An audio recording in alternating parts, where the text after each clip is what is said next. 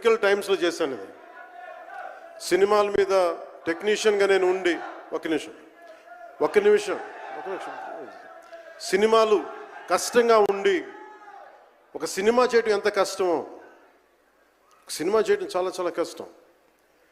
నేను మీతో పంచుకోదలుచుకున్నాను ఈ రోజున. మీకు సంబంధించి నేను మొదటి సినిమా నుంచి ఇప్పుడు దాకా జానీ సినిమా నేను చేసినప్పుడు అది ఫెయిల్ అయితే, ఆ సినిమా ఫ్లాప్ అయితే ఎలా ఉంది అంటే ఆ రోజు నా పరిస్థితి, వరుసగా హిట్లు కొట్టి కూడా ఒక్క సినిమా ఫ్లాప్ అయితే అందరూ మీరు వదలలేదు. నేను మీ గురించి ఎప్పుడు మాట్లాడతాను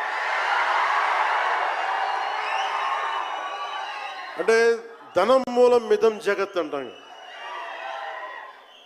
అంటే అన్ని బంధాలు, కార్ల్ మార్క్స్ చెప్పిన అన్ని బంధాలు ఆర్థిక బంధాలని సినిమా పరిశ్రమలో మరింత బలంగా తెలుస్తాయి. నా రెమ్యునరేషన్ ఇచ్చేసాను అని నా దగ్గర అంతమించి డబ్బులు లేవు. కానీ ఆ రోజు నుంచి ఈ రోజు దాకా ఒకటైతే మార్పు జరిగింది. నేను చిత్ర పరిశ్రమ హిట్స్ ఫ్లాప్స్ ఇవన్నీ వదిలేసి నేను ఒకటే నమ్మాను, నా అభిమానులు నాకున్నారు, నన్ను ప్రేమించే వాళ్ళు ఉన్నారు. డబ్బుకి ఎప్పుడు నేను ప్రాధాన్యత ఇవ్వను. నేను ఇచ్చింది బంధాలకు ప్రాముఖ్యత ఇచ్చాను. మనిషి నుంచి మనిషి బంధం. నా గుండె నుంచి మీ గుండెకి 2 గుండెల దూరం అంతే. నేను ఏమి కోరుకోలే, చాలా కష్టాల్లో ఈ సినిమా చేశాం. పేరుంది, ప్రధానమంత్రి గారి దగ్గర నుంచి అందరు తెలుసు. కానీ దానివల్ల డబ్బులు రావు. మనకి డబ్బులు వచ్చే సినిమానే రావాలి.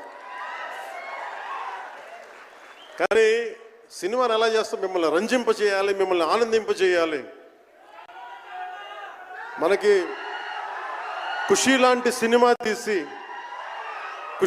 సినిమా తీసిన ఏఎం రత్నం గారు ఎప్పుడో 2017లో ఎప్పుడో సినిమా వచ్చి మీరందరూ తిడతా ఉంటారు కదా నన్ను, ఎంతసేపు రీమేకులు చేస్తావు అని. కరెక్ట్, ఏం చేయమంటారు చెప్పండి? మనకెవరు పెద్ద దర్శకులు లేరు మనకి.